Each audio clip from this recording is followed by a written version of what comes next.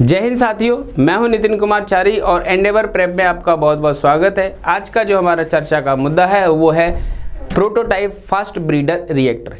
Prototype fast breeder reactor क्या होता है, प्रोटोटाइप फास्ट ब्रीडर रिएक्टर किस लिए इस्तेमाल में लाया जाता है और प्रोटोटाइप फास्ट ब्रीडर रिएक्टर चर्चा में क्यों है। अभी हाल ही में समाचार पत्रों के माध्यम से या जो आपका सोशल मीडिया है उसके माध्यम से आपने देखा होगा कि हमारे देश के प्रधानमंत्री श्री नरेंद्र मोदी जी जो तमिलनाडु के कल्पक्कम में प्रोटोटाइप फास्ट ब्रीडर रिएक्टर के उद्घाटन में गए थे। उन्होंने अपने हाथों से प्रोटोटाइप फास्ट ब्रीडर रिएक्टर का उद्घाटन किया है और ये जो प्रोटोटाइप फास्ट ब्रीडर रिएक्टर ये हमारे देश का पहला फास्ट ब्रीडर रिएक्टर है। फास्ट ब्रीडर रिएक्टर क्या होते हैं? फास्ट ब्रीडर रिएक्टर एक ऐसे रिएक्टर होते हैं जो नाभिकीय ऊर्जा का उपयोग करके विद्युत ऊर्जा का उत्पादन करते हैं।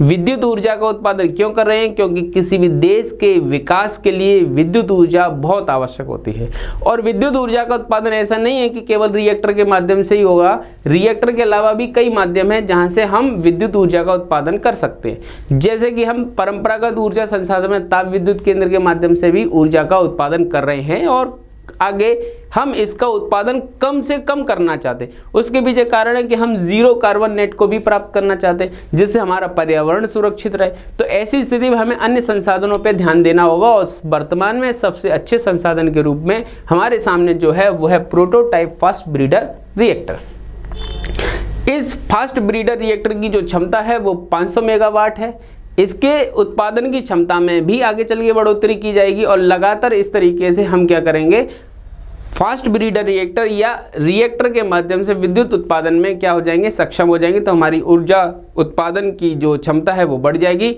और ऊर्जा की समस्या खत्म हो जाएगी।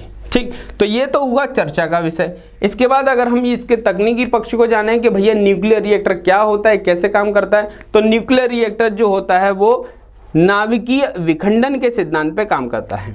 किस पे? नाभिकीय विखंडन। अब नाभिकीय विखंडन क्या होता है? नाभिकीय विखंडन के लिए आपने इतना पढ़ा होगा केमिस्ट्री के अंदर कि ये एक परमाणु होता है, परमाणु के चारों ओर कक्षाएं होती हैं जिसके बीच में एक ठोस गोला होता है जिसे हमने क्या नाम दिया है? नाभिक नाम दिया। ये होता है नाभिक। अब इस नाभिक के अंदर क्या पाए जाते हैं? प्रोटॉन पाए जाते हैं और न्यूट्रॉन पाए जाते हैं। अगर हम ये नाभिक को दो छोटे भागों में तोड़ दें और इससे कई प्रकार की ऊर्जा उत्पन्न हो तो उस ऊर्जा को हम क्या कहते हैं? नाभिकीय ऊर्जा।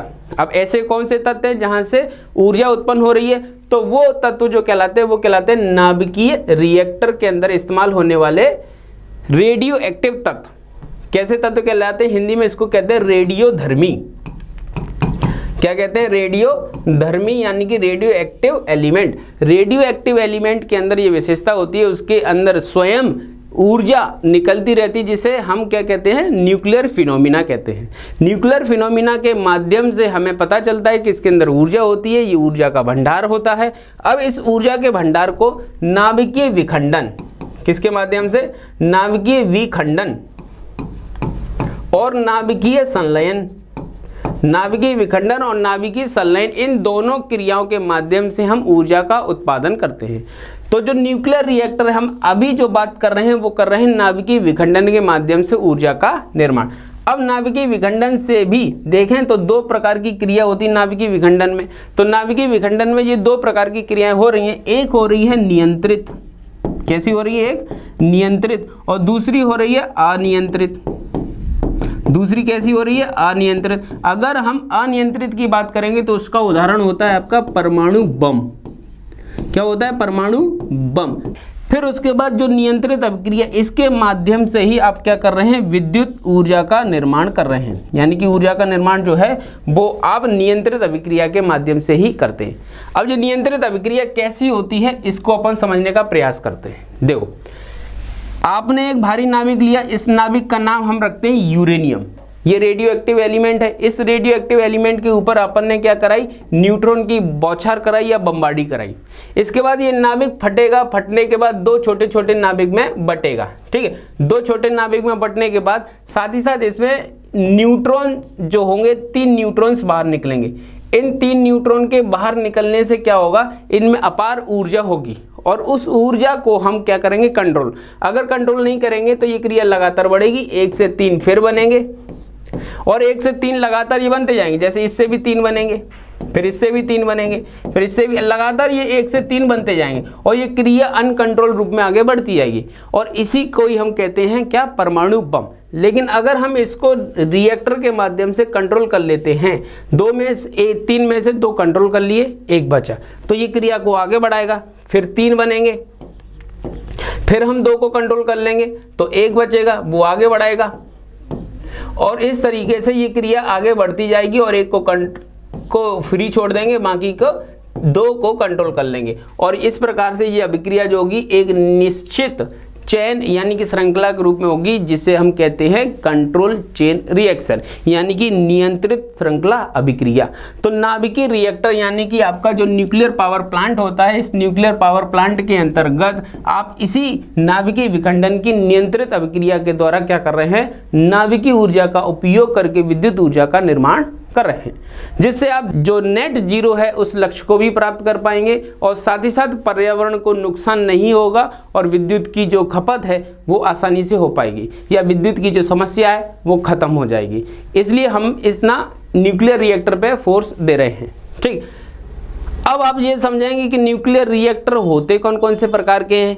न्यूक्लियर रिएक्टर जो है, हमारे पास कई प्रकार के न्यूक्लियर रिएक्टर हैं और जो नहीं है उनकी तकनीकी पर स्वदेश रूप से विकसित किया जा रहा है। ठीक, ये न्यूक्लियर रिएक्टर का इंटरनल ढांचा है, जिसके अंतर्गत ये आपका कोर एरिया है, जिसके अंदर फ्यूल होता है, जिसमें न्यूट्रॉन की बमबारी कराई जाती है, फिर वहाँ से हीट पैदा होती है, फिर हीट के माध्यम से टरबाइन घुमाया जाता है, टरबाइन के घूमने के बाद विद्युत ऊर्जा उत्पन्न होने लगती है। ठीक, तो ये तो हुई अपनी एक बात। फिर उसके बाद अगर अपन देखेंगे भारत के पास कौन कौन से पावर प्लांट हैं और जो नहीं है वो कौन कौन से हैं, तो भारत के पास कई प्रकार के पावर प्लांट हैं जिनके माध्यम से भारत क्या है, न्यूक्लियर एनर्जी को उत्पादन कर रहा है या न्यूक्लियर एनर्जी के माध्यम से विद्युत ऊर्जा उत्पादन कर रहा है, जिनमें से एक है आपके पास प्रेशराइज्ड हैवी वाटर रिएक्टर।